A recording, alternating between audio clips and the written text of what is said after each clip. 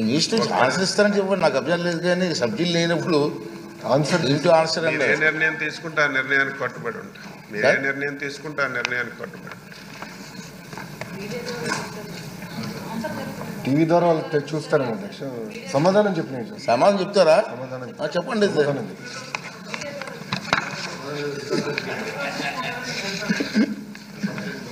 అధ్యక్ష, వ్యవసాయ శాఖ చాలా ఇంపార్టెంట్ అధ్యక్ష. ఓకే.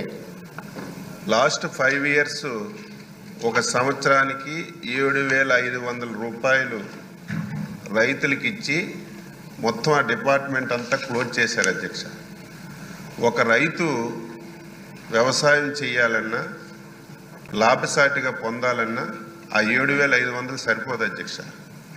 ఈరోజు మనం అన్నదాత సుఖీభావ కింద కేంద్ర ప్రభుత్వం రాష్ట్ర ప్రభుత్వం కలిసి 20,000 ఇవ్వాలని చెప్పి నిర్ణయం తీసుకున్నాం అధ్యక్ష.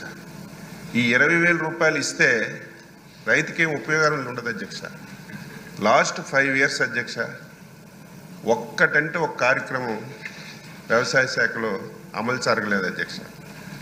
సాయిల్ టెస్టింగ్ ఆపేశారు, మెకనైజేషన్ ఆపేశారు, రైతుకి అత్యవసరమైనటువంటి స్ప్రింక్లరు డ్రిప్ ఇరిగేషన్ ఆపేశారు, సొంత ఇన్సూరెన్స్ కంపెనీ పెడతామని చెప్పి 5 సంవత్సరాల్లో ఒక్క సంవత్సరం కూడా ఇన్సూరెన్స్ ఇవ్వలేదు.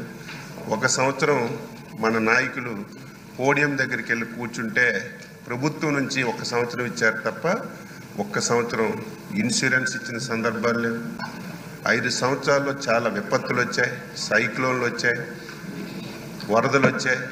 ఇన్పుట్ సబ్సిడీ కానీ ఇన్సూరెన్స్ కానీ ఇచ్చిన సందర్భాలు లేవు అధ్యక్ష. మళ్ళీ ఈరోజు అది కూడా మోసం చేశారు అధ్యక్ష. ఎన్నికల ముందు మేనిఫెస్టోలో మేము 12,500 ఇస్తామన్నారు. ప్రతి సమావేశంలో ఆ రోజు ఉన్నటువంటి నాయకులు మేము రైతు భరోసా కింద 12,500 ఇస్తామని చెప్పి అధికారంలోకి వచ్చిన తర్వాత కేంద్ర ప్రభుత్వం ఇచ్చినటువంటి 6,000 రూపాయలతో కలిసి 12,500 ఇచ్చి మోసం చేశారు అధ్యక్ష. మనం అలా కాదు అధ్యక్ష. మేనిఫెస్టోలో పెట్టాం, ఎన్నికల ప్రచారంలో చెప్పాం.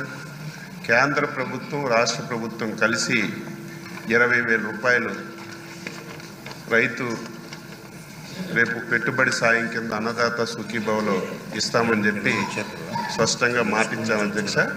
రేపు మేళంలో ఆ కార్యక్రమాన్ని అమలు చేయడానికి గౌరవ ముఖ్యమంత్రి గారు నిర్ణయం చేశారు.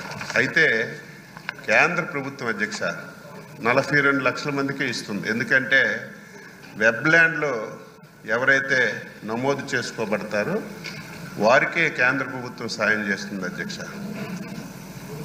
దీనికి అనుగుణంగా రాష్ట్రంలో చాలామంది ఇంకొక 8-9 లక్షల మంది వెబ్ల్యాండ్లో నమోదు చేసుకోకపోవడం వల్ల కేంద్ర ప్రభుత్వం నుంచి సాయం రావటం లేదు అధ్యక్ష. అదేవిధంగా చాలామంది కౌలు రైతులు కూడా మన రాష్ట్రంలో 90% మంది కౌలు రైతులు ఉన్నారు. వారికి కూడా ఈ అన్నదాత సుఖీభావ కింద ఇచ్చే పరిస్థితి లేదు.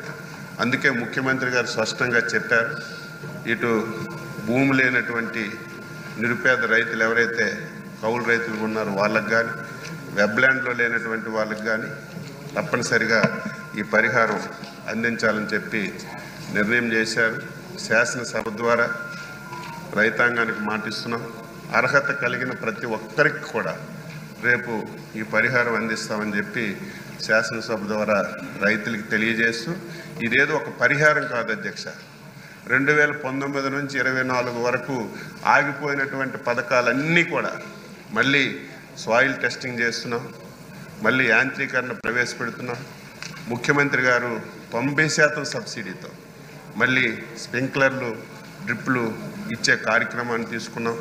మళ్ళీ ఏదైతే ఇన్సూరెన్స్ కూడా మంచి కార్యక్రమం అధ్యక్ష. కేంద్ర ప్రభుత్వం రాష్ట్ర ప్రభుత్వం కలిసి ఒక 2% రైతు కాంట్రిబ్యూషన్ తీసుకుని బ్రహ్మాండమైనటువంటి ప్రోగ్రాం ఉంటే ఉచిత పంటల బీమా అని చెప్పి మొత్తం స్కీమ్ అంతా ఎత్తేసారు. మళ్ళీ పాత విధానాన్ని ఈ రాష్ట్రంలో తీసుకొచ్చి మరి పంటల బీమా కార్యక్రమం తీసుకుంటున్నాం. ఎంత దారుణం అంటే రైతుకి ధాన్యం కొంటే డబ్బులు కూడా ఇవ్వలేదు అధ్యక్ష. మీకు తెలుసు, ఒక ధాన్యం అమ్మితే 7 మాసాలు 8 మాసాలు డబ్బులు వచ్చాయి కాదు. మనం బాధ్యతలు తీసుకున్నప్పటికీ 1640 కోట్లు రైతులకు బకాయిలు పడిపోయారు అధ్యక్ష. ఈరోజు రైతుల గురించి క్వశ్చన్లు వేస్తున్నారు, మాట్లాడుతున్నారు. అయినా వాళ్ళ గురించి కాదు, మన రైతు ప్రభుత్వం తప్పనిసరిగా రైతుకు మేలు చేయాలి, చాలా ఇబ్బందుల్లో ఉన్నారని చెప్పి మళ్ళీ అన్ని కార్యక్రమాలు 1640 కోట్లు బకాయిలు తీర్చాం. ధాన్యం కొంటే 24 గంటల లోపే రైతుల అకౌంట్లో డబ్బులేసి ఈ కార్యక్రమాలన్నీ చేస్తున్నాం. మీ ద్వారా రైతులందరికీ తెలియజేస్తున్నాను, అర్హత కలిగిన ప్రతి ఒక్క రైతుకి అన్నదాత సుఖీభావ కింద 20,000 రూపాయలు 3 విడతలుగా, కేంద్ర ప్రభుత్వం ఫస్ట్ ఇన్స్టాల్మెంట్ వేస్తే రాష్ట్ర ప్రభుత్వం ఫస్ట్ ఇన్స్టాల్మెంట్, అలాగే 3 సందర్భాలు వేయడానికి నిర్ణయం చేశామని చెప్పి మీ ద్వారా రైతులకి ప్రజలకి తెలియజేస్తున్నాను.